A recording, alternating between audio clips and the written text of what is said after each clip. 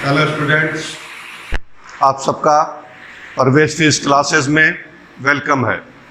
Last lecture में हम लोगों ने पढ़ा था इलेक्ट्रिक फील्ड लाइंस और इलेक्ट्रिक फील्ड लाइंस की प्रॉपर्टीज। वहाँ बताया था कि क्वेश्चन किस तरह का पूछेगा और कैसे हमको जवाब लिखना है। आज हम लोग आगे बढ़ रहे हैं और नए टॉपिक की ओर। वह नया टॉपिक हमारा है इलेक्ट्रिक फ्लक्स। इलेक्ट्रिक फ्लक्स, विद्युतीय फ्लक्स।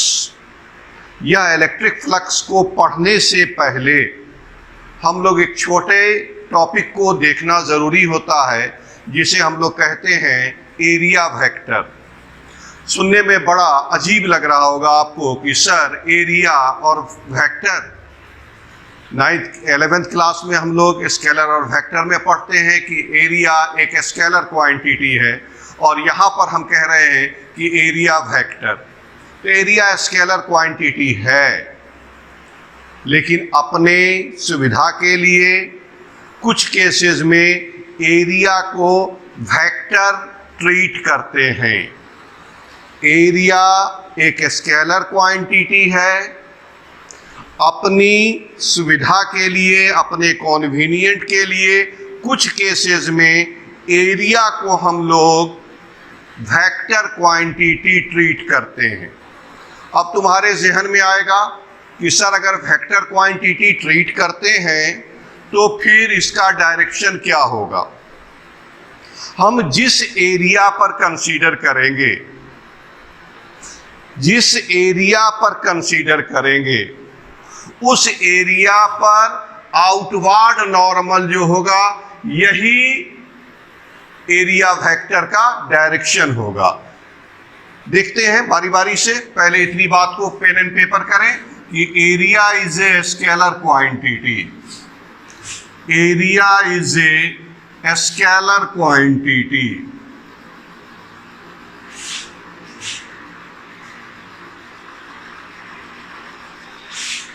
फॉर कॉन्वीनियंट, सुविधा के लिए।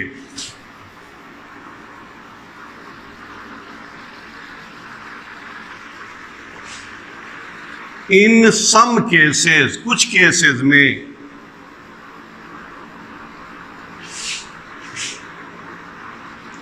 Area is treated as a vector quantity, as a vector quantity।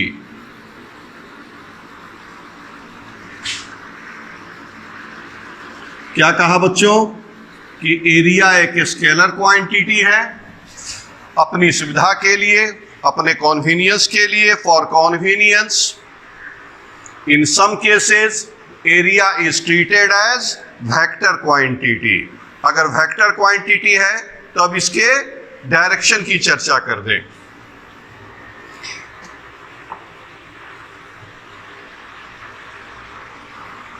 It is convention that, ऐसा मान लिया गया है,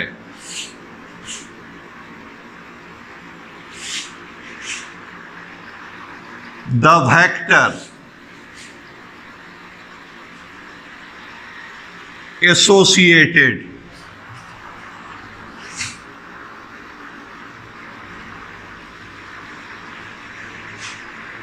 with every area element। Element का मतलब छोटा सा टुकड़ा। एलिमेंट का मतलब एक छोटा टुकड़ा। associated with every area element of a closed surface।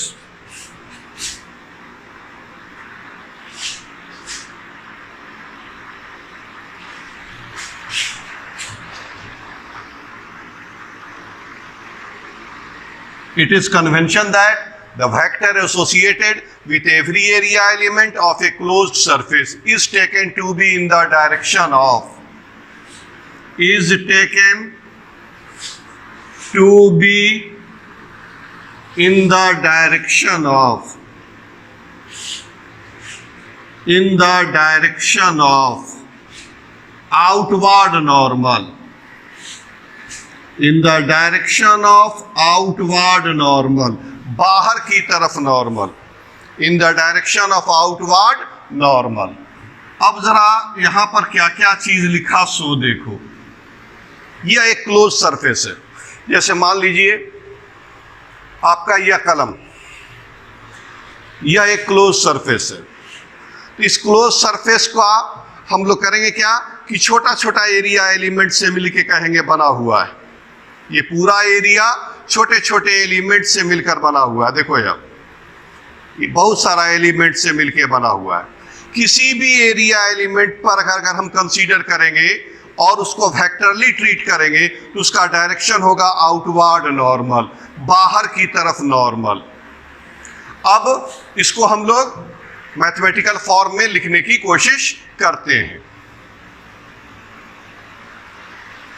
एक बार फिर से, इट इज कन्वेंशन दैट, यह कन्वेंशन है कि vector associated with every area element of a closed surface is taken to be in the direction of outward normal. अब हम एक एरिया एलिमेंट ले रहे हैं।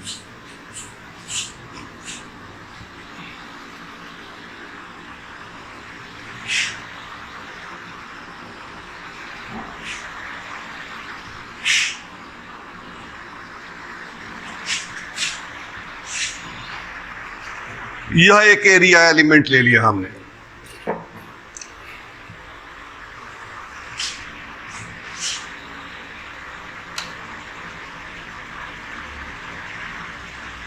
छोटा सा एरिया है, खींचने को बड़ा खींच रहे हैं, एलिमेंट है, यानी क्लोज सरफेस का बहुत छोटा सा हिस्सा है। यह जो एलिमेंट है इसके एरिया का मैग्नीट्यूड है ds, इसके एरिया का मैग्नीट्यूड है ds। तो डायरेक्शन क्या होगा? अगर ये बोर्ड पर सटा हुआ है तो डायरेक्शन होगा ऐसे बाहर की तरफ। ठीक, अब बाहर की तरफ नहीं दिखा सकते हैं तो हम लोग इसको ऐसे दिखा दिया। यह डायरेक्शन हो गया एरिया वेक्टर का। लेकिन यह जो लाइन अभी हमने खींचा है, यह लाइन क्या है? तो इस ds पर आउटवर्ड नॉर्मल है, बाहर की तरफ परपेंडिकुलर है, ऐसे। ये हुआ ds वेक्टर। इसको चाहे तो ऐसे भी लिख सकते हैं, ds मैग्नीट्यूड हो गया और इस डायरेक्शन का यूनिट वेक्टर एन हैट। अब हम लोग एरिया वेक्टर को एरिया वेक्टर के डायरेक्शन के यूनिट वेक्टर एन हैट से भी इसका डायरेक्शन दिखा सकते हैं। एन हैट क्या है या एन कैप क्या है? यूनिट वेक्टर है इन the direction of outward normal. N area element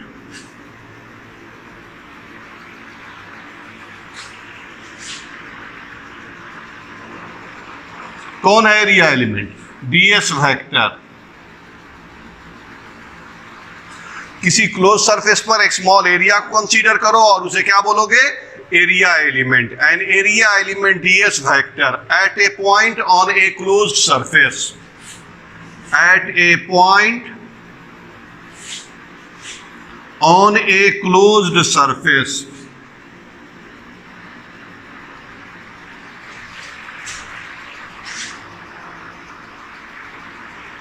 is expressed as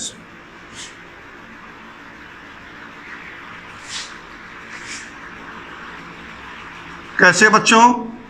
तो ds vector is equal to magnitude of vector. तो ds वेक्टर का मैग्नीट्यूड ds और इस डायरेक्शन का यूनिट वेक्टर, इस डायरेक्शन का यूनिट वेक्टर। ds क्या है? तो मैग्नीट्यूड है, और n हैट क्या है? तो ds के डायरेक्शन में unit vector. ds is the magnitude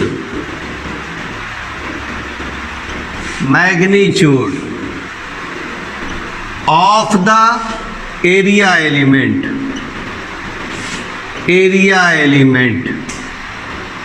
and n hat is a unit, n hat या n cap एक ही चीज होती है, is a unit vector in the direction of the is a unit vector in the direction of the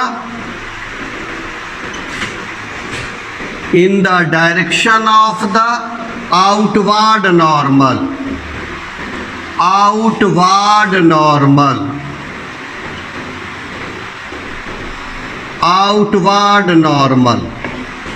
यही हमारा area vector है। एक बार फिर से कहेंगे कि एरिया स्केलर क्वांटिटी है। अपने कन्वीनियंट के लिए, अपनी सुविधा के लिए कुछ केसेस में एरिया को हम लोग वेक्टरली ट्रीट करते हैं। जब कभी भी हम लोग को इस तरह का कंसेप्ट आएगा तो हम किसी भी क्लोज सरफेस को एग्जांपल के लिए मेरे पास जैसे यहाँ पर यह एक क्लोज सरफेस है, यह कलम भी आप कहेंगे कि यह एक क्लोज सरफेस है। तो जब हम लोग इस क्लोज सरफेस पर कंसीडर करेंगे, या सिलेंडर का शेप है, तो हम लोग यह कंसीडर करेंगे या मान के चलेंगे कि यह क्लोज सरफेस छोटा छोटा एरिया से मिलकर बना है, और हर एरिया एलिमेंट को जब वेक्टरली ट्रीट करेंगे तो डायरेक्शन होगा आउटवर्ड नॉर्मल, बाहर की तरफ नॉर्मल। अगर स्फीयर रहेगा, जैसे देखो यहाँ स्फीयर रहेगा, एरिया एलिमेंट अगर यहाँ कंसीडर कर रहे हैं तो डायरेक्शन हो जाएगा ऐसे outward normal. Radius close surface पर परपेंडिकुलर होता है तो रेडियस के अलॉन्ग बाहर की तरफ दिखा दीजिए एन हैट, यही डायरेक्शन होगा किसका, एरिया वेक्टर का। अब हम लोग को जो मेन पढ़ना है वह है इलेक्ट्रिक फ्लक्स। तो शुरू कर रहे हैं इलेक्ट्रिक फ्लक्स। हम लोग शुरू कर रहे हैं इलेक्ट्रिक फ्लक्स। फ्लक्स को जनरली हम लोग फाई से इंडिकेट करते हैं, और चूंकि इलेक्ट्रिक फ्लक्स है तो नीचे ई लगा दिया। हम लोग जब मैग्नेटिज्म में जाएंगे तो वहाँ हम लोगों को मैग्नेटिक फ्लक्स भी पढ़ना है, तो मैग्नेटिक फ्लक्स जब लिखेंगे तो फाई के नीचे कैपिटल बी लगा देंगे। बी मैग्नेटिक फील्ड को इंडिकेट करता है, ई इलेक्ट्रिक फील्ड को इंडिकेट करता है। अभी हम लोग अपनी पढ़ाई को इलेक्ट्रिक फ्लक्स पर ही रखें, और इलेक्ट्रिक फ्लक्स का सिंबल हुआ फाई ई। यह है क्या, अगर इलेक्ट्रिक फील्ड में किसी सरफेस से जो इलेक्ट्रिक फील्ड में इस सरफेस को रख दो तो इससे क्या होगा, बहुत सारी फील्ड लाइंस गुजरेगी। जो फील्ड लाइन इससे परपेंडिकुलरली गुजर रही है उस total number of electric field lines को कहते हैं इलेक्ट्रिक फ्लक्स। एक इलेक्ट्रिक फील्ड में किसी सरफेस से नॉर्मली जो इलेक्ट्रिक फील्ड लाइंस गुजरती है, उन इलेक्ट्रिक फील्ड लाइंस के नंबर को कहते हैं हम लोग इलेक्ट्रिक फ्लक्स। तो क्या कहा बच्चे, एक लाइन इस पॉइंट को लिखेंगे, the total number of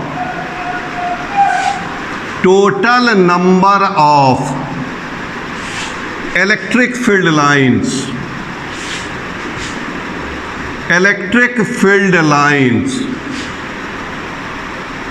the total number of electric field lines passing normally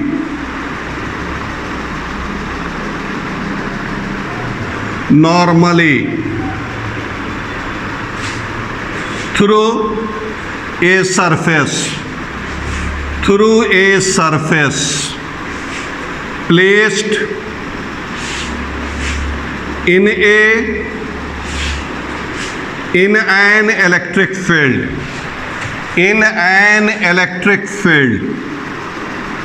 in an electric field is called, यही क्या कहलाएगा, इलेक्ट्रिक फ्लक्स।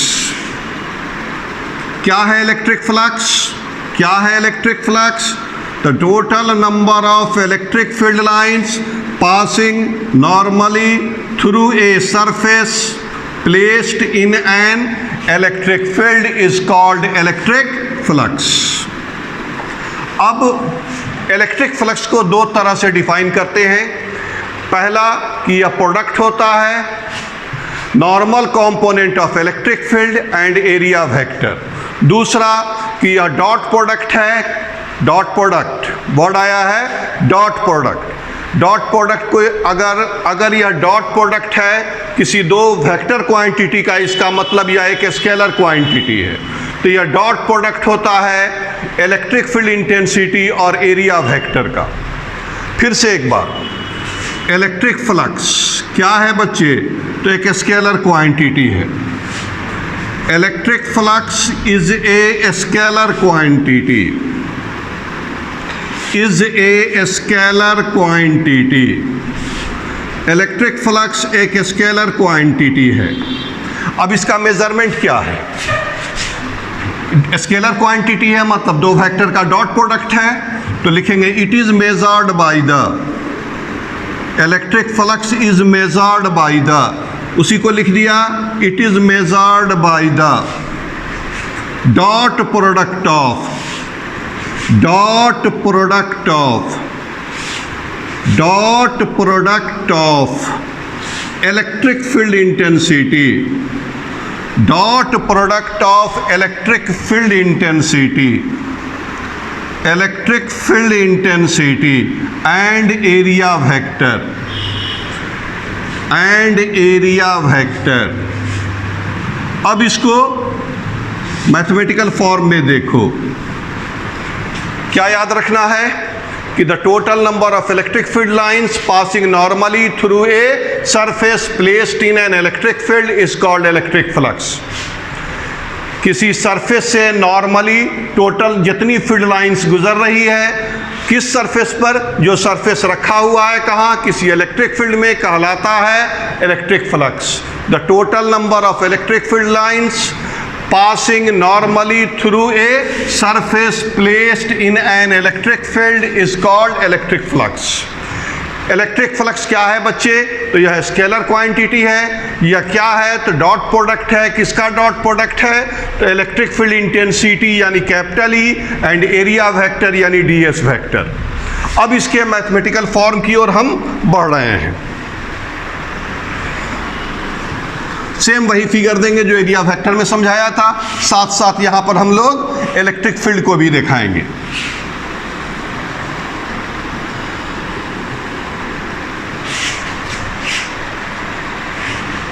अब देखो, यह कोई एरिया एलिमेंट है।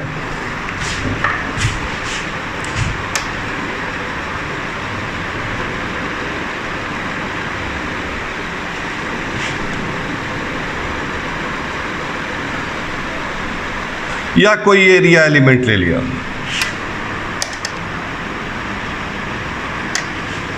एक क्लोज सरफेस का छोटा सा हिस्सा है जिसे हम लोग एरिया एलिमेंट बोल रहे हैं। यह जो एरिया एलिमेंट है, इसके एरिया का मैग्नीट्यूड है ds। ठीक, अब बताओ एरिया वेक्टर का डायरेक्शन आउटवर्ड नॉर्मल। यह हो गया एरिया वेक्टर का direction.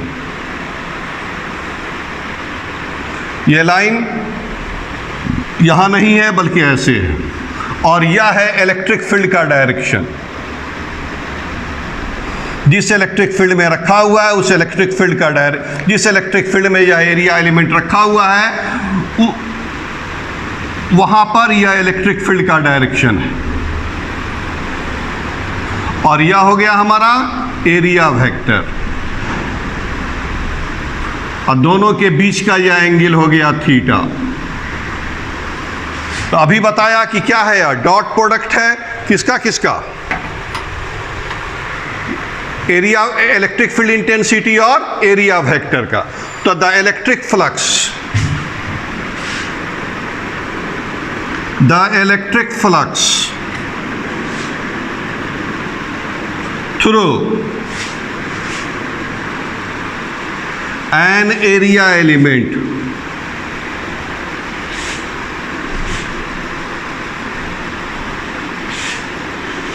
ds vector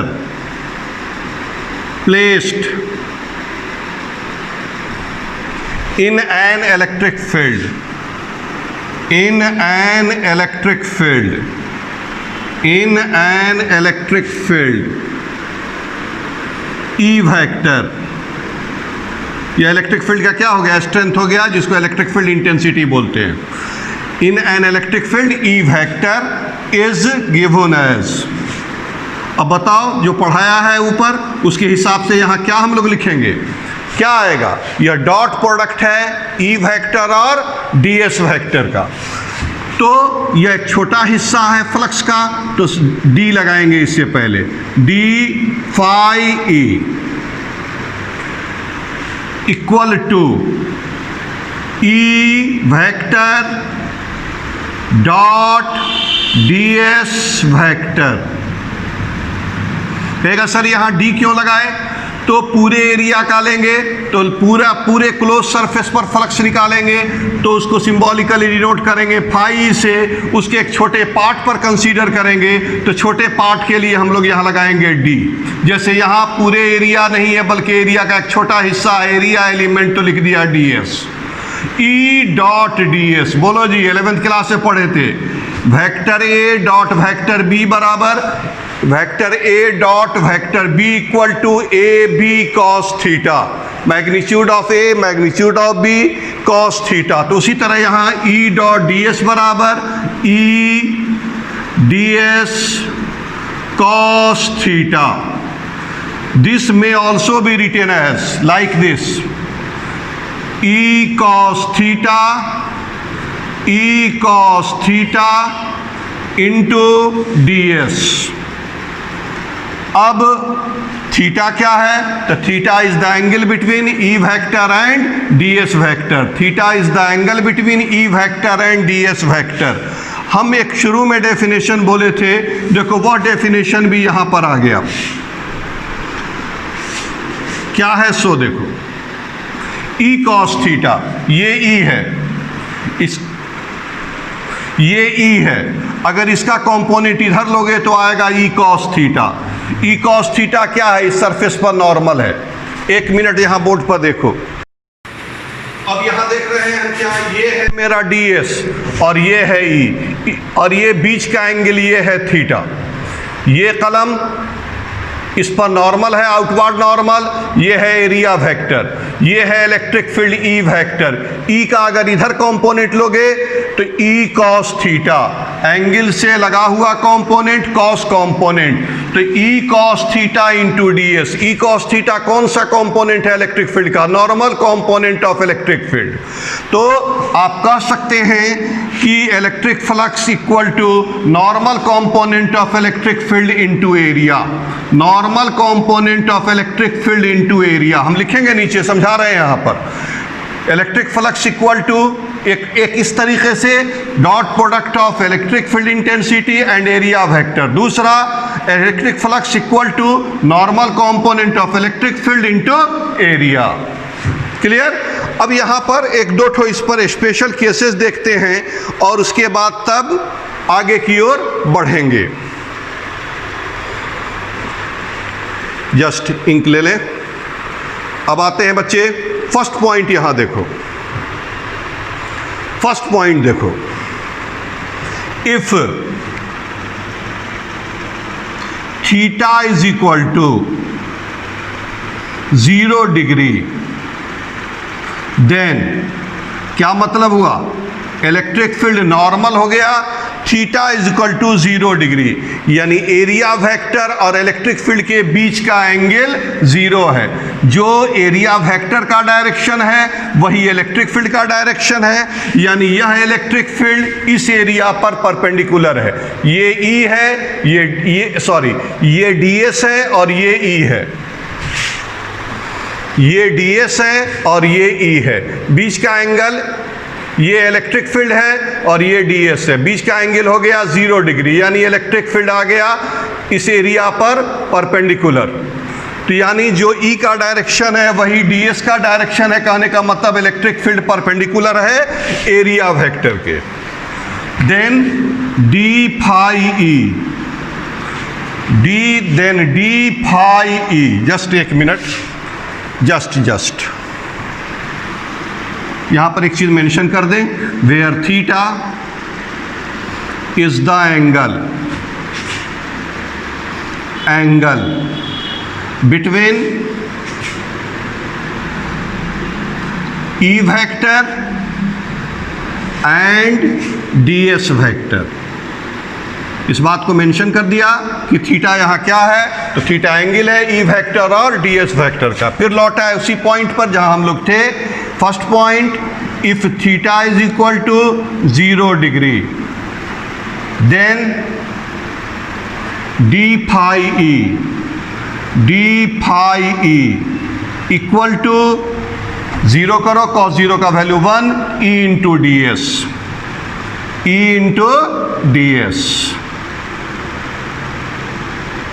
Second point, if theta is equal to 90 degree, if theta is equal to 90 degree, if theta is equal to 90 degree, then cos 90 का value 0, cos 90 का value 0, तो flux का value क्या आ जाएगा 0, तो लिखेंगे then d phi e equal to 0। यानी अगर इलेक्ट्रिक फील्ड एरिया एलिमेंट के प्लेन में रहेगा तो फ्लक्स का वैल्यू 0 होगा। गौर से देखो क्या लिखा, theta is equal to 90 degree, ये है एरिया वेक्टर, एक कलम और ले लिया, ये है एरिया वेक्टर और ये है मेरा इलेक्ट्रिक फील्ड, बीच का एंगल ये हो गया 90। अभी इलेक्ट्रिक फील्ड कहाँ है, इस एरिया एलिमेंट के प्लेन में है, यानी एरिया एलिमेंट के प्लेन में रहेगा तो इस एरिया एलिमेंट से एसोसिएटेड फ्लक्स का वैल्यू 0 होगा। इसको याद रखना है। थर्ड पॉइंट वही लिख रहे हैं जो अभी थोड़ा देर पहले हम आपको समझाया है, ये वाला point, normal component of electric field into area.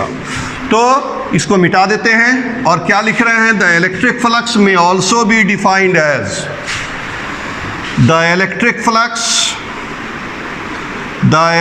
Flux may also be defined as,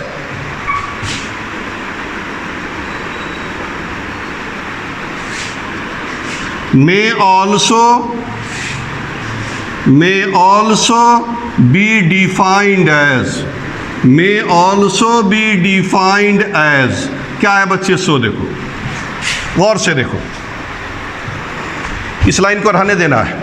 electric flux equal to normal component of electric field into area. क्या कहा बच्चे, electric flux equal to normal component of electric field into area.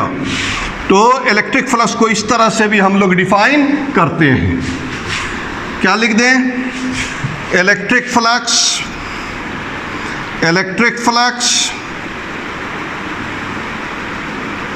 Equal to normal component of electric field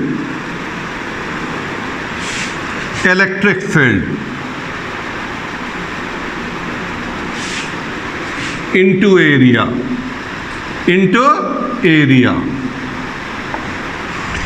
अब हम लोग को यह निकाले, हम लोग किसी एरिया एलिमेंट के लिए, अगर टोटल सरफेस के लिए निकालना होगा तब हम लोग कैसे कैलकुलेट करेंगे, इसी को हम लोग देखेंगे। ठीक है, तो आइए देखते हैं अब अगले पॉइंट में। द टोटल इलेक्ट्रिक फ्लक्स, अगला पॉइंट है, the total electric flux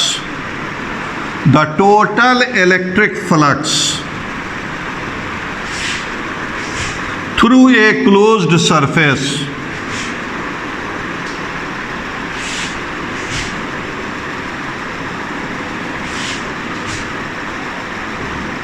placed in an electric field, in an electric field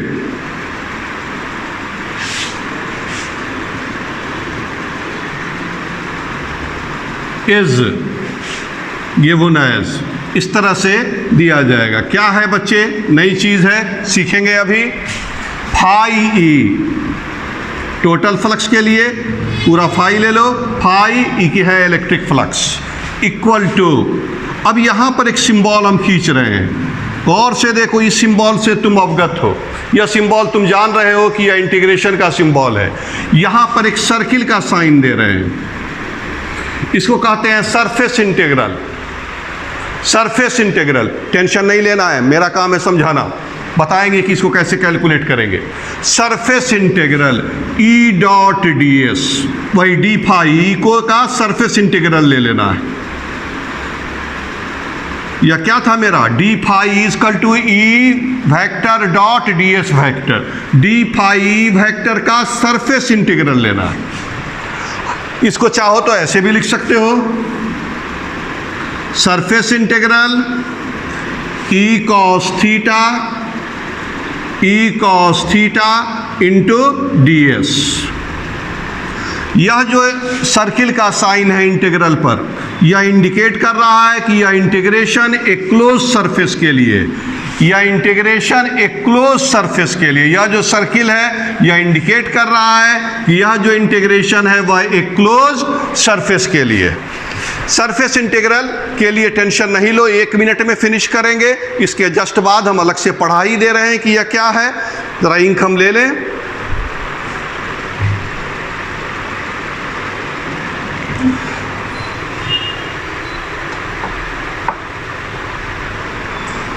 the circle, ये circle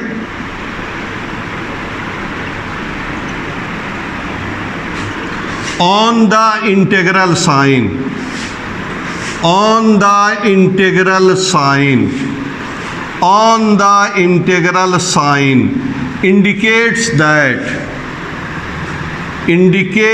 that the surface of integration, जिस सरफेस का हम इंटीग्रेशन कर रहे हैं, the surface of the integration is a closed surface, is a closed surface। क्या मतलब हुआ कि यह कब अप्लाई होगा, जब सरफेस क्या रहे, क्लोज्ड रहे। क्लोज सरफेस जैसे स्फीयर हो गया, सिलेंडर हो गया, यह सब कौन सा सरफेस हुआ, क्लोज्ड सरफेस हुआ। अब सरफेस इंटीग्रल को समझाने से पहले हम लोग इसके यूनिट और इसके डायमेंशन की चर्चा कर लें। एसआई यूनिट,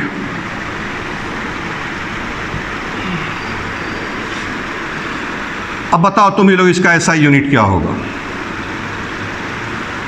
इलेक्ट्रिक फील्ड का एसआई यूनिट न्यूटन पर कूलम, एरिया का मीटर स्क्वायर, तो न्यूटन मीटर स्क्वायर पर कूलम, न्यूटन पर कूलम इलेक्ट्रिक फील्ड का यूनिट हुआ, और एरिया का यूनिट हो गया metre square, newton metre square पर कूलम। अगर इसका डायमेंशन निकालोगे,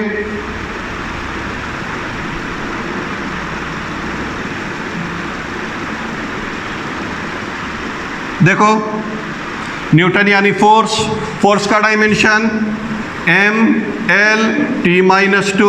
उसके बाद क्या है, मीटर स्क्वायर यानी लेंथ का स्क्वायर। उसके बाद क्या है, कूलम का ए टी पावर -1। सॉल्व कर लो, M L power 2 power 1 power 3,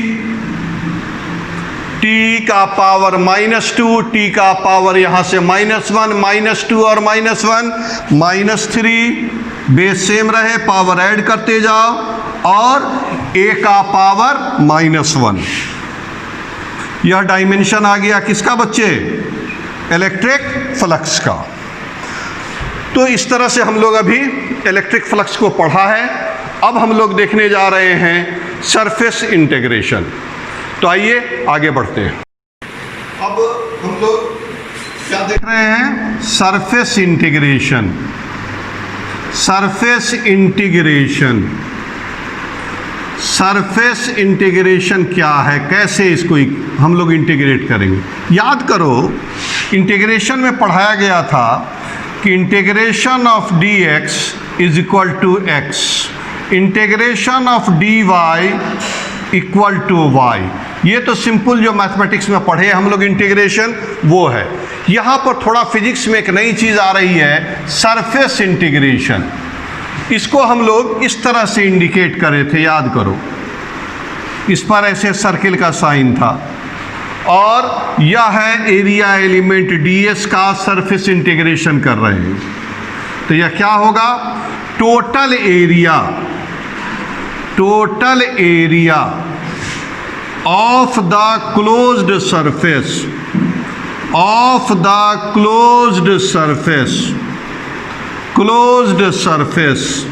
on which area element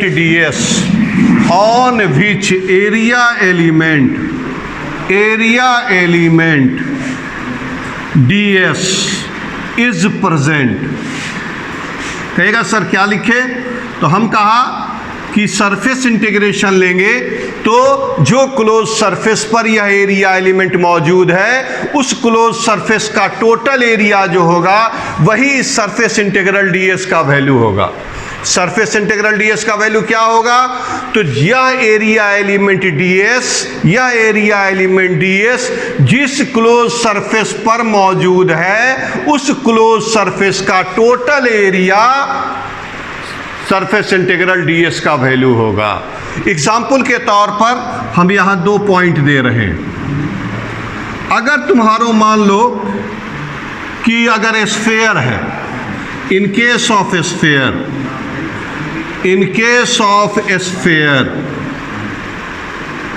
अगर स्फीयर ले रहे हो तो सरफेस इंटीग्रल डीएस का क्या वैल्यू है सो देखो। सीधे इंटीग्रल डीएस रहता तो होता एस, लेकिन सरफेस इंटीग्रल डीएस है तो क्या करना है? या एरिया एलिमेंट डीएस जिस क्लोज सरफेस पर मौजूद है उस क्लोज सरफेस का टोटल एरिया।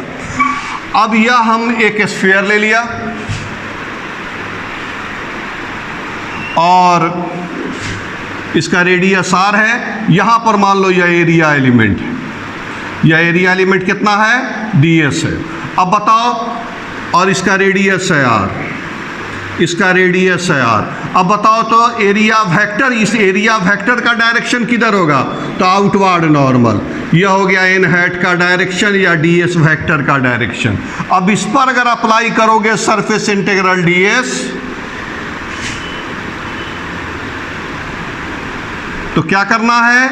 इस क्लोज सरफेस का टोटल एरिया। तो यह क्लोज सरफेस क्या है? स्फीयर, जिसका रेडियस कितना है? आर है। तो बताओ इसका एरिया क्या होगा? स्फीयर का एरिया 4 पाई रेडियस स्क्वायर। तो इस तरह अगर हमको क्वेश्चन में स्फीयर के पर आएगा तो हम लोग इस तरह से सरफेस इंटीग्रल डीएस कैलकुलेट करेंगे। अब एक और देख लो, इन case of curved surface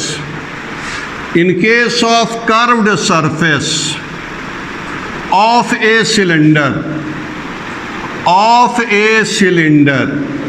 अगर सिलेंडर है, सिलेंडर के कर्व सरफेस पर मौजूद है कौन? Area element. तब कैसे लेंगे? यह हमारा सिलेंडर है, इसका रेडियस आर है, लेंथ एल है और एरिया एलिमेंट यहां है। तो एरिया वेक्टर का डायरेक्शन किधर आएगा? एरिया वेक्टर का डायरेक्शन आएगा, यह है मेरा area DS, area element DS.